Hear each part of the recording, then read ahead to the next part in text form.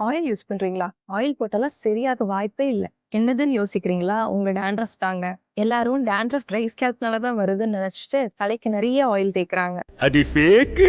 But உண்மை என்னன்னு தெரியுமா? ஃபர்ஸ்ட்டு டாண்ட்ரஃப்னா என்னன்றது தெரிஞ்சுக்கோங்க.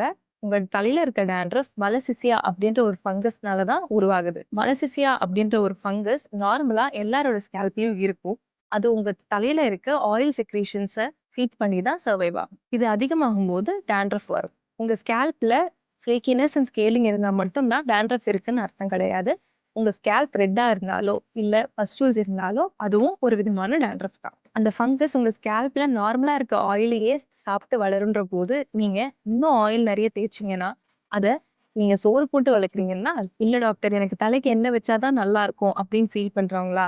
அப்பன்னா வீக்லி ட்வைஸ் உங்க ஹேர் வாஷ்க்கு முன்னாடி 1/2 அன் ஹவர் மட்டும் ஆயில் பாத் மாரி எடுத்துக்கோங்க.